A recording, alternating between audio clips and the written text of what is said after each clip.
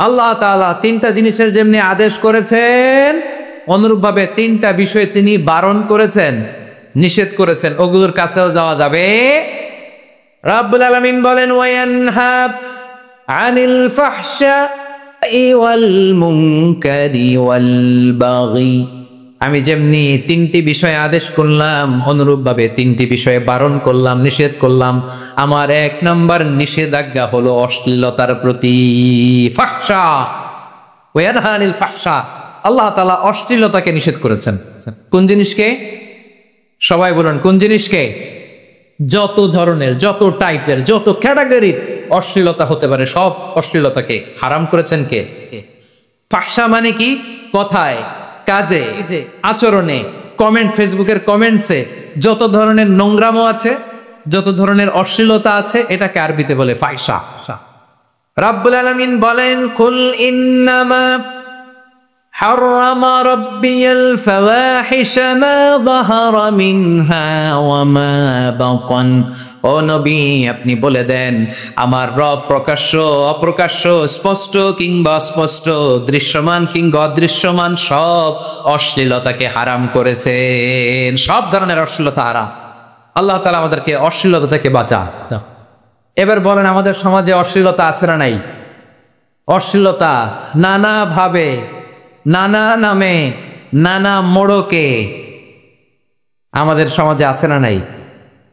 সংস্কৃতির নামে, ফ্যাশনের নামে, বিনোদনের নামে, উপন্যাসের নামে, কনসার্টের নামে অশ্লীলতা আছে না নাই?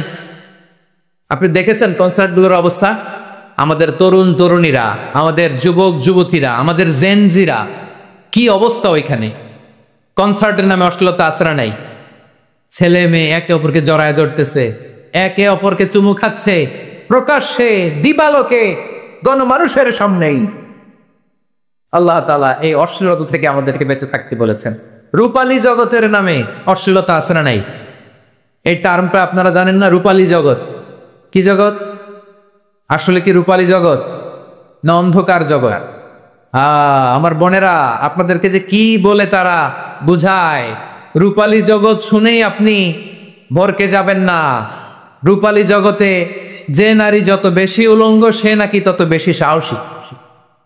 জানেন, বলে এটা একটা সাহসী নাচ, খুব সাহসী পদক্ষেপ তার। যত বেশি শরীর থেকে কাপড় নামাতে পারবে, যত বেশি বস্ত্রহীন হয়ে নিজেকে প্রেজেন্ট করতে পারবে, সে নাকি তত বেশি সাহস করে। আমার প্রিয় বোনেরা, আপনি জানেন না আপনার দাম কত? ওরা আপনাদেরকে বিজ্ঞাপনের সস্তা পণ্য বানাতে চায়। ওরা আপনাদেরকে ওদের ভোগের লিপসার টুলস বানাতে চায়।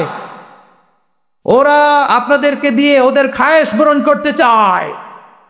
এটা আপনাদের জন্য মোটেও ডিগনিটি নয়, এটা আপনাদের জন্য সম্মান নয়। আপনার সম্মান শালীনতায়, আপনার সম্মান হেজাবে, আপনার সম্মান ভদ্রতায়, আপনার সম্মান আপনার ডিসেন্ট পোশাকে। পোশাক বলে দেয় এই নারীটা ভদ্র না অভদ্র। পোশাক বলে দেয় এই মেয়েটা কোন ঘরের মেয়ে। আপনি জানেন না, আপনারা সস্তা পণ্য বানায়, ভোগের পণ্য, বিলবোর্ডে আপনাকে উলঙ্গ করে উপস্থাপন করা। এই অশ্লীলতার সাথে ইসলামের কোন সম্পর্ক? এজন্য আল্লাহ বলেন, আমি অশ্লীলতাকে হারাম করেছি।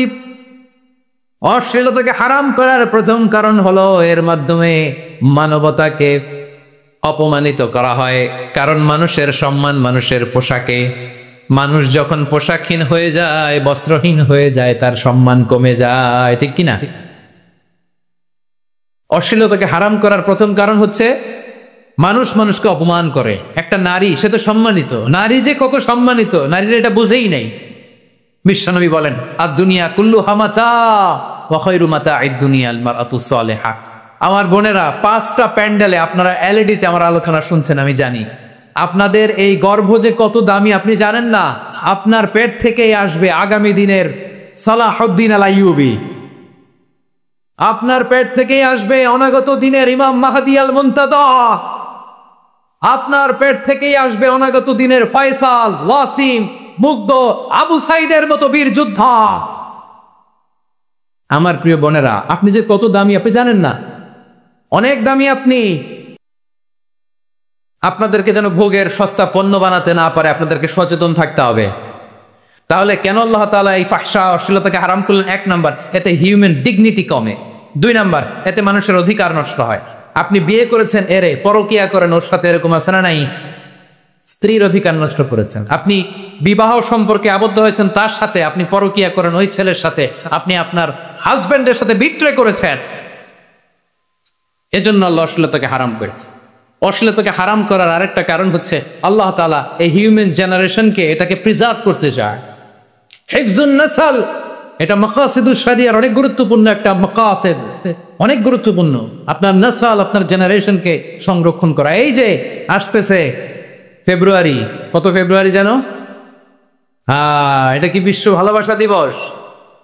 হ্যাঁ, কি দিবস? এই বিশ্ব ভালোবাসা দিবসের সাথে মুসলমানদের কোনো সম্পর্ক নাই। আমার প্রিয় ভাইরা, এই যে আপনি অবৈধ সম্পর্কে জড়ালেন, কেন আল্লাহ অশ্লীলতাকে হারাম করেছে দেখেন। বলতেছিলাম যে এটা আপনার নাসাল, আপনার জেনারেশন, আপনার লিনিয়েজ, আপনার বংশকে প্রিজার্ভ করা। কে কার বাবা, কে কার মা, বাবা মা জানা, প্রজন্মকে প্রিজার্ভ করা, এটা ইসলাম ওয়াজিব করে দিয়েছে। এই যে অবৈধ সম্পর্কের কারণে, বিশ্ব বেহায়া দিবসের কারণে, এগুলোর আউটকাম, আউটপুট হিসেবে মাঝে মাঝে এই ঢাকা মেডিকেলের ডাস্টবিনে নবজাতকের বাচ্চার কান্নার আওয়াজ শুনতে পাওয়া যায়। চট্টগ্রাম মেডিকেলের ডাস্টবিনে নবজাতকের কান্না শুনতে পাওয়া যায়। বীর চট্টলার মুসলমানেরা বুঝতে পারলে আওয়াজ করে বলেন, এই যে চট্টগ্রাম মেডিকেলে যে নবজাতকটা পাওয়া গেল, ওর বাবাকে আমাকে বলেন, ওর মাকে, ও কোন ফ্যামিলির সন্তান কেউ জানে? আপনি হিউম্যান ডিগনিটিকে অপমান করেছেন না? আপনি তার ভবিষ্যৎকে অন্ধকার করেছেন না? আপনি তার লিনিয়েজকে প্রশ্নবিদ্ধ করে দিয়েছেন না? এই জন্য আল্লাহ তাআলা অশ্লীলতাকে আমাদের জন্য হারাম করে দিয়েছেন। পড়েন সুবহানাল্লাহ। এই জন্য রাব্বুল আলামিন বলেন, কুল ইন্নামা حرم ربي الفواحش ما ظهر منها وما بطن। প্রকাশ্য সব অশ্লীলতাকে হারাম ঘোষণা করে দিয়েছে কে? আবার দুনিয়ার বুকে যারা অশ্লীলতার প্রসার করে তাদের জন্য শাস্তি মজুদ রেখেছে কে? রাব্বুল আলামিন বলেন, ইন্নাল্লাযীনা ইউহিব্বুনা আন তাশিআল ফাহিশাতু ফিল্লাযীনা আমানু লাহুম আযাবুন আলীমুন ফিদ দুনিয়া ওয়াল আখিরাতি ওয়াল্লাহু ইয়ালামু ওয়া আনতুম লা তা'লামুন।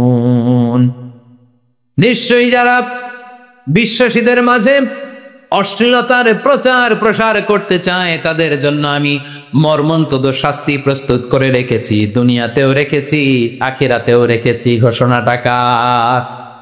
যারা এই নাটকের নামে, সিনেমার নামে, রূপালী জগতের নামে, মুভির নামে, ওটিটি প্ল্যাটফর্মের নামে আমার সমাজে অশ্লীলতা ছড়াতে চায়, তাদের জন্য কঠিন মর্মন্তুদ শাস্তি মজুদ রেখে দিয়েছে কে? ও আমার বোনেরা, এখনো আপনি জাগবেন না? এখনো আপনার চিন্তার দুয়ারে এখনো নাড়া পড়ে নাই? ওরা আপনাকে উলঙ্গ বানাতে চায়, ওরা আপনাকে আইটেম গার্ল বানাতে চায়। এজন্য ইসলাম অশ্লীলতাকে হারাম করেছে। হারাম। ইসলাম বলেছে যুজন যুজন দূরে থাকো। ওরা বলে না, কাছে আসো, কাছে আসার গল্পে ক্লোজ আপ ওয়ান, কাছে আসার গল্প আছে না নাই? তাহলে অশ্লীলতার সাথে আমাদের কোনো সম্পর্ক? সবাই বলতে পারেননি, আওয়াজ করে বলুন, অশ্লীলতার সাথে আমাদের কোনো সম্পর্ক? আমরা এই সমস্ত ক্লোজ আপ ওয়ান, কাছে আসার গল্পের প্রোগ্রামে যাব? আমরা কোন ধরনের অশ্লীল কন্টেন্ট সোশ্যাল মিডিয়ায়, টিভিতে দেখব? কি যুগ যে আমরা কাটাচ্ছি আপনি কল্পনা করতে পারবেন না। পর্ন ইন্ডাস্ট্রি, নারী পুরুষের বস্ত্রহীন যুগল দৃশ্য, এটাকে দিয়ে ওরা কোটি ডলারের ইন্ডাস্ট্রি বানিয়েছে। পুরো মানব ইতিহাসে এরকম জঘন্য সময় মানব ইতিহাস পার করে না। পর্ন এটা ইন্ডাস্ট্রি হয়েছে। আমাদের এই যুবকগুলো, জেনজিগুলো, ওদের চরিত্র বাঁচাবে কি করে? কেমন করে হেফাজত করবে ওদের এই মূল্যবান চরিত্র? আমার প্রিয় ভাইরা, এই অশ্লীলতার দ্য লেটেস্ট ভার্সন হচ্ছে LGBTQ। শরীফ থেকে শরীফা, শুনছেন আপনারা? দেখতে পুরুষ, আসলেই পুরুষ, সুস্থ একজন পুরুষ, 4 সন্তানের বাবা বলে আমি মনে মনে নারী। দেখতে নারী, সুস্থ নারী, আসলেই সে দিব্যি একজন নারী, বলে আমি মনে মনে পুরুষ। সবচেয়ে ভয়ঙ্কর অশ্লীলতার সবচাইতে লেটেস্ট ভার্সন হচ্ছে এই ট্রান্সজেন্ডারিজম। সুস্থ পুরুষ তার বায়োলজিক্যাল গ্রোথকে হরমোন দিয়ে স্টপ করে দিয়ে সে সার্জারি করে নারী হতে চায়, সুস্থ নারী পুরুষ হতে চায়। পুরুষ পুরুষের প্রতি সেক্সুয়ালি আকর্ষণ বোধ করে, এটা লূত আলাইহিস সালামের কওমের মধ্যে ছিল। এটাকেও আল্লাহ কোরআনে ফাহিশা বলেছেন। ওয়ালুতান ইয ক্বালা লিকওমিহি আতাতুনাল ফাহিশাতা মা সাবাকাকুম বিহা মিন আহাদিম মিনাল আলামিন। লূত আলাইহিস সালাম বললেন, তোমরা কি এমন এক অশ্লীল কার্যক্রমে ডুব দিলে নাকি যেটা গোটা বিশ্বের কেউ কখনো করে নাই, তোমরাই প্রথম করেছো। পড়েন না আউযুবিল্লাহ। এই পশ্চিমের এই রোগ আমার দেশে যেন আসতে না পারে, আমাদের সজাগ থাকতে হবে। প্রিয় ভাইয়েরা, চিল্লায় বলেন ঠিক কি না? পশ্চিমের অবস্থা ভয়ঙ্কর। পাশ্চাত্যে আমি যুক্তরাষ্ট্রে ছিলাম অনেকদিন, কয়েক মাস, বিভিন্ন স্টেটে ঘুরেছি। গার্ডিয়ানরা উদ্বিগ্ন, ছেলে মেয়েদেরকে, ছোট্ট ছেলে মেয়ে, ওদেরকে জিজ্ঞেস করে তুমি how do you feel right now inside yourself, তুমি ভিতরে ভিতরে কেমন ফিল করো, তোমার কি ছেলে ছেলে লাগে না মেয়ে মেয়ে লাগে? আচ্ছা বলেন, এই ছোট্ট বাচ্চাটাও কি এগুলো জেন্ডার অ্যাসাইনমেন্ট বলতে এগুলো কিছু বুঝে? এইভাবে মিসগাইড করা হচ্ছে। কৌতূহল বশত ছোট্ট ছেলে যদি বলে আমার তো মেয়ে মেয়ে লাগে, তখন বলে যে না তুমি মেয়ে, ছেলে না। মা বাবা বাধা দিলে ওকে আলাদা গভর্নমেন্ট হাউসে নিয়ে যায়। ভয়ঙ্করতম অবস্থা। আমরা একটা সময় শুনতাম যে হুজুর আমার ছেলেটা খুব ভালো, হাফেজে কোরআন, আল্লাহওয়ালা। হুজুর আমার ছেলে দাড়ি রাখছে, আল্লাহওয়ালা। হুজুর আমার ছেলে 5 ওয়াক্ত সালাত জামাতের সাথে পড়ে, তার মানে আল্লাহওয়ালা। পশ্চিমে যে আমি কি শুনছি জানেন? ওরা বলে হুজুর আমার ছেলেটা ইউনিভার্সিটির একটা মেয়ের সাথে প্রেম করে, ও খুব আল্লাহওয়ালা, হুজুর দোয়া করবেন। এর কারণ ওদের কাছে আল্লাহওয়ালার ক্রাইটেরিয়া হচ্ছে হুজুর আমার ছেলেটা আরেক ছেলের পছন্দ করে নাই, আমার মেয়েটা আরেক মেয়েকে ভালোবাসে নাই, এজন্য আমার ছেলেটা আল্লাহওয়ালা, হুজুর ওর জন্য একটু দোয়া করে দিয়ে। কি চ্যালেঞ্জ ওরা ফেস করতেছে। ওনার ছেলে যে আরেক ছেলেরে বিয়ে করবে না, এটাতেই উনি খুশি যে আলহামদুলিল্লাহ আমার ছেলেটা একটা মেয়েরে ভালোবাসে, আমার মেয়েটা একটা ছেলেরে ভালোবাসে, মানে এটা হাক্কু আল্লাহওয়ালা। নাউজুবিল্লাহ পড়তে পারলেন না? এজন্য অশ্লীলতার সাথে আমাদের কোনো সম্পর্ক। রাব্বুল আলামিন বলেন ওয়ায়ানহা আনিল ফাহশাই ওয়াল মুনকারি ওয়াল বাগি, 3টা জিনিসকে আমি নিষিদ্ধ করলাম। 1 নাম্বার হলো ফাহশা, অশ্লীলতা। 2 নম্বরে হলো মুনকার, সমস্ত মন্দ কাজ। মুনকার মানে হচ্ছে যত মন্দ কাজ, খারাপ কাজ, বাজে কাজ, এটার বলে মুনকার। এটার কি বলে? আপনারা পড়ছেন না তা'মুরুনা বিল মা'রুফি ওয়া তানহাউনা আনিল মুনকার। সৎ কাজের আদেশ, অসৎ কাজের নিষেধ। মুনকার, মুনকার হচ্ছে মানুষের স্বাভাবিক বিবেকবোধ যেটাকে খারাপ বলে, ওইটাই মুনকার। পৃথিবীর সব আসমানি গ্রন্থ যেটাকে খারাপ বলেছে, মানুষের স্বাভাবিক বিবেকবোধ যেটাকে খারাপ বলেছে, এগুলো সব মুনকার। যেমন ইফতিজি, এটা কি ভালো না খারাপ? খারাপ। মজুদদারি, খাদ্যে ভেজাল দেওয়া, ওজনে কম দেওয়া, মাছে ফরমালিন মিশন, চাঁদাবাজি, টেন্ডারবাজি, দখলবাজি, এগুলো আমাদের স্বাভাবিক বিবেকেই বলে এগুলো খারাপ, এগুলো হচ্ছে মুনকার। আল্লাহ তাআলা এই মুনকার থেকে আমাদেরকে বেঁচে থাকতে বলেন। আর শয়তান এই মুনকারের প্রতি আমাদেরকে উদ্বুদ্ধ করে।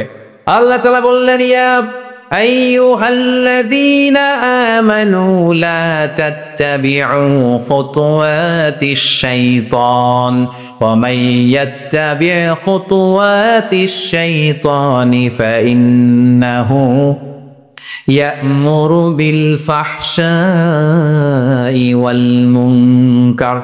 আল্লাহ বললেন আমার গোলামেরা শোনো শোনো, ও আমার বিশ্বাসী বান্দারা খবরদার, তোমরা কশিনকালেও শয়তানের পদাঙ্ক অনুসরণ করবে না, কারণ শয়তান তোমাদেরকে অশ্লীলতা এবং মন্দ কাজের দিকে উদ্বুদ্ধ করে। আমাদের কাজ হচ্ছে শয়তান আমাদেরকে যেদিকে নিতে চায় আমরা তার উল্টা দিকে যাব। শয়তান এই মন্দ কাজকে আমাদের কাছে বিউটিফাই করে, চাকচিক্যময় করে আমাদের সামনে উপস্থাপন করে। এজন্য আল্লাহ বলেন মুনকারকে থামাতে হবে, মুনকার প্রতিরোধ করতে হবে। মুনকার প্রতিরোধের দায়িত্ব শুধু আমাদের নাকি? শুধু আপনার খতিব সাহেবের? ইমাম সাহেবের নাকি মুসলিম উম্মার সবার? আওয়াজ করে বলুন। মুনকার অসৎ কাজ প্রতিরোধের দায়িত্ব কার? রাব্বুল আলামিন বলেন, কুনতুম খায়রা উম্মাতিন উখরিজাত লিন-নাসি তা'মুরুনা বিল মা'রুফি ওয়া তানহাউনা আনিল মুনকার। তোমাদেরকে শ্রেষ্ঠ জাতি করে জমিনের মধ্যে আবির্ভূত করা হয়েছে, যাতে করে তোমরা জমিনের ভেতরে সৎ কাজের আদেশ করতে পারো আর অসৎ কাজের নিষেধ করতে পারো। উম্মা কুনতুম খায়রা, তাহলে গোটা উম্মার দায়িত্ব, এটা বুঝতে পারছেন তো? আচ্ছা, আরো নিচে আসেন। এরপরে আল্লাহ বললেন, শুধু উম্মা না, এই জমিনের রাজত্ব আমি যাদের হাতে দেই, এই জমিনের মালিক আমি যাদেরকে বানিয়ে দেই, যাদেরকে আমি সরকারের দায়িত্ব দেই, তাদেরকেও মুনকার প্রতিরোধের দায়িত্ব দিয়েছে কে?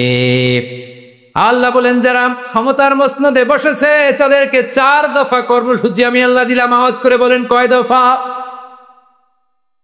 আল্লাহ বলেন, আল্লাযীনা ইম্মাক্কান্নাহুম ফিল আরদি আকামুস সালাতা ওয়া আতাউয যাকাতা ওয়া আমারু বিল মা'রুফি ওয়া নাহাউ আনিল মুনকার ওয়ালিল্লাহি আকিবাতুল উমুর। যারা এই জমিনের উত্তরাধিকার হয়েছে তারা 4 দফা কর্মসূচি নিয়ে সামনে আগাবা। সালাত কায়েম করবা, যাকাত আদায় করবা, সৎ কাজের আদেশ দিবা, অসৎ কাজ থেকে মুনকার প্রতিরোধ করবা। আদেশটা কার? আমার প্রিয় চট্টলার ভাইয়েরা, পুরো উম্মার দায়িত্ব মুনকার প্রতিরোধ করা, সরকার প্রধানের দায়িত্ব মুনকার প্রতিরোধ করা। এরপর আল্লাহ বলেন, প্রতিটা ফ্যামিলির যিনি প্রধান সিইও বাবা, প্রত্যেক বাবারও দায়িত্ব এই মুনকার প্রতিরোধ করা। আওয়াজ করে বলেন ঠিক কিনা? যেমনটি সাইয়েদনা লুকমান আলাইহিস সালাম ওনার কলিজার টুকরা সন্তানকে আদেশ করেছেন, ইয়া বুনাইয়া আকিমিস সালাতা ওয়া'মুর বিল মা'রুফি ওয়ানহা আনিল মুনকার। পড়েন সুবহানাল্লাহ। বাবা ছেলেকে সবক দিচ্ছে, লুকমান আলাইহিস সালাম ছেলেকে বলতেছে, ওরে আমার কলিজার টুকরা সন্তান, ওরে আমার বাছা, নামাজ কায়েম করবা, সৎ কাজের আদেশ দিবা আর মুনকার প্রতিরোধ করবা, অসৎ কাজ সমাজ থেকে খারাপ কাজকে ঝেঁটে বিদায় করে দিবা। তাহলে দেখেন, আমি স্টেপ বাই স্টেপ নামলাম। পুরা উম্মার দায়িত্ব, জমিনের উত্তরাধিকারী আল্লাহ যাদেরকে বানিয়েছেন সরকার, তাদের দায়িত্ব, প্রতিটি ফ্যামিলির প্রধানের দায়িত্ব। এরপরে বিশ্বনবী বলেন, সচেতন প্রতিটি মুসলিমের দায়িত্ব সমাজ থেকে মুনকারকে উৎখাত করা। বিশ্বনবী বলেছেন, মান রাআ মিনকুম মুনকারান ফালিয়ুগাইয়িরহু বিয়াদিহি فإن لم يستطع فبلسانه وإن لم يستطع فبقلبه وذلك أضعف الإيمان। সমাজে যে মুনকার দেখবে, খারাপ কাজ দেখবে, সে যেন হাত দিয়ে সেটাকে থামায়। আমার প্রিয় ভাইরা, না থামালে আমরাই ডুববো শেষমেশ। আমাদের বাঁচার জন্য হইলেও থামাইতে হবে। রব্বুল আলামিন বলেন, ওয়াত্তাকু ফিতনাতাল লা তুসিবান্নাল্লাযীনা যালামু মিনকুম খাসসা। ও আমার গোলামেরা, ওই আযাবকে ভয় করো যে আযাব যখন আমি জমিনের বুকে পাঠাই, শুধু জালেমদেরকেই মারি না, আলেমদেরকেও মারি। আযাব যখন আসে তখন শুধু জালিমই মরেনি, আলেমও মরে। জানেন, মুসা আলাইহিস সালামের পায়ে একবার লাল পিঁপড়া, তো উনি রেগে মেগে পাশি দেখে লাল পিঁপড়ার বাসা, পা দিয়ে ডলে মুছে সবগুলো পিঁপড়া মেরে ফেলছে। এই ঘটনাটা আল্লাহ ঘটিয়েছেন। এজন্য মুসা আলাইহিস সালাম ছিলেন কালিমুল্লাহ, সরাসরি আল্লাহর সাথে কথা বলতেন। তিনি আল্লাহকে জিজ্ঞেস করেছিলেন, আল্লাহ তুমি যখন কোনো জনপদে আযাব পাঠাও, শাস্তি দাও, ওখানকার শুধু জালেমরাই তো মরে না, ভালো মানুষগুলাও মরে, তো আযাব দিবা মুশরিকদের উপর দিবা, অবাধ্যদের উপর দিবা, ভালো মানুষগুলারে মারো কেন? আল্লাহ বললেন, মুসা তোমার যে কামড় দিছিল পায়ের মধ্যে পিঁপড়া, কয়টা পিঁপড়া? একটা পিঁপড়া, তো সবগুলারে মারলা কেন? রেগে মেগে পুরো পিঁপড়ার বাসা ভেঙে মেসাকার করলা কেন? আমি যখন অ্যাকশনে যাই, আমি যখন শাস্তি দেই, তখন এত বাস বিচার করা হয় না, বাস বিচার করা যায় না। যখন অ্যাকশনে যাওয়া হয়, ওইটা ডাইরেক্ট অ্যাকশন হয়ে যায়। চিল্লায় বলো ঠিক। এজন্য আমাদের বাঁচার জন্য হলেও এই পাপ থামাতে হবে, এই শয়তানের অট্টহাসি থামাতে হবে, অন্যায় অপরাধ সমাজ থেকে আমাদের থামাতে হবে। কারণ আযাব আসলে ওরাও মরবে, আমরাও মরব। একটা জাহাজ 2 তলা, আপনি আছেন দ্বিতীয় তলায়। নিচের তলার কিছু লোক জাহাজের তলা ছিদ্র করতে আরম্ভ করছে। কি ছিদ্র করতেছে? আচ্ছা, জাহাজের তলা ছিদ্র করলে তলা দিয়ে কি ঢুকে? এখন আপনি যদি বলেন আমার কি, আমি তো 2 তলায়, আমি তো ভালো আছি, ওরা ছিদ্র করে ওরা মরবে। আসলে কি শুধু ওরা মরবে? তলা দিয়ে যখন পানি ঢুকবে, জাহাজ ডুবলে আপনিও মরবেন। এজন্য নিজে মরার আগে ওই পাগলগুলোর নিচ তলায় যে থামাতে হবে, চিল্লায় বলেন ঠিক কিনা? এজন্য আল্লাহ বললেন মুনকার প্রতিরোধের দায়িত্ব সমাজের টপ টু বটম সবার। এজন্য মুনকার প্রতিরোধ করার দরকার আছে না নাই? সমাজে এই যে ইফটিজিং হয়, আপনার বোনের বয়সী একটা মেয়েকে কিছু বকাটে টিটকারি করে, এই বলে সেই বলে, নোংরা কথা বলে, রাস্তায় দেখেও আপনি পাশ দিয়ে না দেখার মতো চলে যান কেন? আপনি দাঁড়ান না কেন? আপনি দাঁড়ালেই তো থেমে যাবে, কারণ সত্যের যে শক্তি তার সামনে মিথ্যা মুখ থুবড়ে পড়ে। আপনার সামনেও কিছুই না, নাথিং না। আপনি দাঁড়ান, ওকে প্রশ্ন করেন যে আমার বোনকে তুমি ডিস্টার্ব করো কেন? আপনাকে দেখে আরো 5 জন দাঁড়াবে, 5 জনকে দেখে আরো 10 জন দাঁড়াবে। আমাদের নীরবতা আর আমাদের নিশ্চুপ থাকাই জালিমদেরকে আরো শক্তিশালী জালিম বানিয়েছে। এজন্য মুনকার প্রতিরোধের দায়িত্ব আমাদের সবার। টেন্ডারবাজি, চাঁদাবাজি, দুর্নীতি, অপরাধ, দখলদারিত্ব, মজুদদারি, এগুলো সব কিছু একসাথে প্রতিরোধ করতে হবে, ঠিক কিনা বলেন?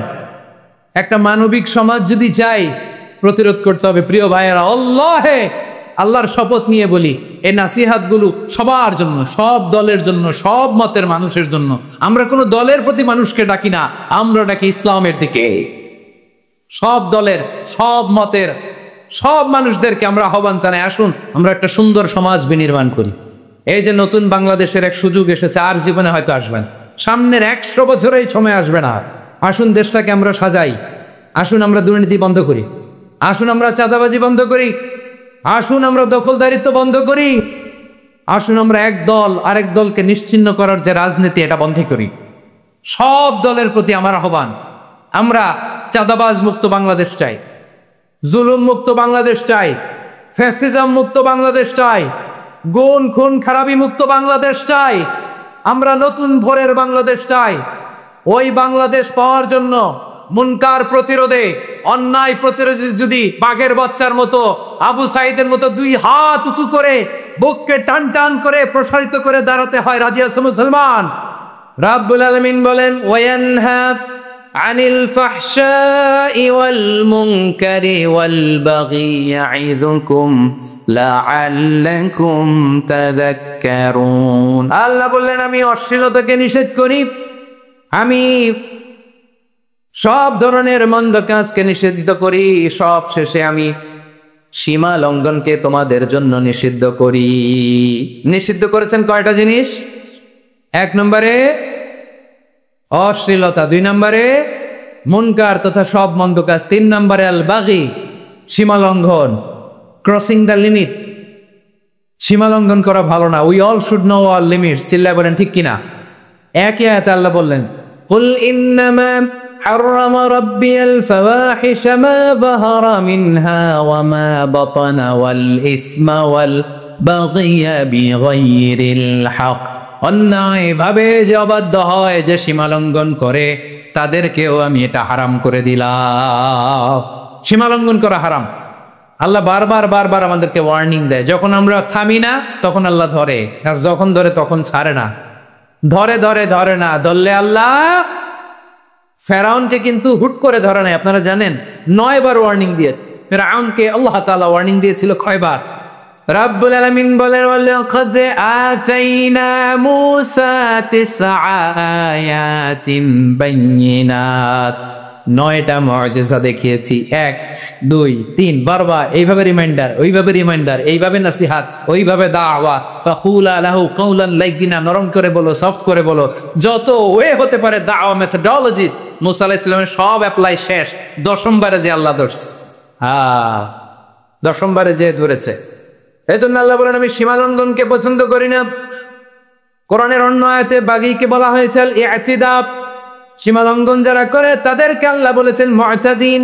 وقاتلوا في سبيل الله الذين يقاتلونكم ولا تعتدوا إن الله لا يحب المعتدين। আমি সীমা লঙ্ঘনকারীদেরকে কোশ্চেনকালেও পছন্দ করি না। আমরা যেন সীমা লঙ্ঘন না করি, রাজি আছেন তো? যে কোনো ক্ষেত্রে ইবাদতে যেন সীমা লঙ্ঘন না করি। অনেকে আমরা ইবাদতে সীমা লঙ্ঘন করে ফেলি। বিশ্বনবী সাল্লাল্লাহু আলাইহি ওয়াসাল্লাম যেটা শিখিয়েছেন এর বাইরে যে অতিরিক্ত বুজুর্গ হতে চায় এরকম আছে না নাই? কোনো ক্ষেত্রেই সীমা লঙ্ঘন করা যাবে, এমনকি যুদ্ধ ক্ষেত্রেও না। বিশ্বনবী সাল্লাল্লাহু আলাইহি ওয়াসাল্লাম বলেন খবরদার যুদ্ধ ক্ষেত্রেও সীমা লঙ্ঘন করো না। কি সুন্দর ইসলাম আমরা পেয়েছি। বিশ্বনবী বলেন খবরদার যুদ্ধের ময়দানে কোনো নারীর গায়ে হাত তোলো না, কোনো শিশুর গায়ে হাত তোলো না, কোনো গবাদি পশু হত্যা করো না, কোনো শস্য ক্ষেত্র ধ্বংস করো না, ইবাদতরত অন্য ধর্মের কোনো সন্ন্যাসীর গায়ে হাত তোলো না। বলেন সুবহানাল্লাহ। তাহলে আমরা সীমা লঙ্ঘন করতে পারবো? প্রিয় ভাইরা, একটা সুখী, সমৃদ্ধ, শান্তির সমাজ, মানবিক সমাজ যদি আমরা গঠন করতে চাই, আমাদের আল্লাহর দেয়া কয়টা আদেশ মানতে হবে বলেন দেখি? আর বেঁচে থাকতে হবে কয়টা জিনিস থেকে? আল্লাহর আদেশ কি? 1 নাম্বার আদাল, ন্যায়পরায়ণতা। আমরা সুবিচার, সুশাসন, ন্যায় বিচার চাই কি চাই না? 2 নম্বরে কি ছিল? মাশাআল্লাহ, আমরা যেন সবার প্রতি দয়া পরবশ হই, ইহসান করি। 3 নম্বরে কি ছিল? নিকটাত্মীয়দের দান করা, তাদের অধিকার প্রাপ্য বুঝিয়ে দেওয়া। পাশাপাশি 3টা জিনিস থেকে আল্লাহ বারণ করেছেন, নিষেধ করেছেন। তার প্রথমটা ফাহশা, অশ্লীলতা। অশ্লীলতার সাথে আমাদের কোনো সম্পর্ক। 2 নম্বর নিষেধাজ্ঞা কি ছিল? আল মুনকার, সমাজের যত মন্দ কাজ এগুলোকে আমরা প্রতিরোধ করবো। রাজি আছেন তো সবাই? 3 নম্বর আল বাগি, সীমালঙ্ঘন। কোন মুসলিম সীমালঙ্ঘন করে না।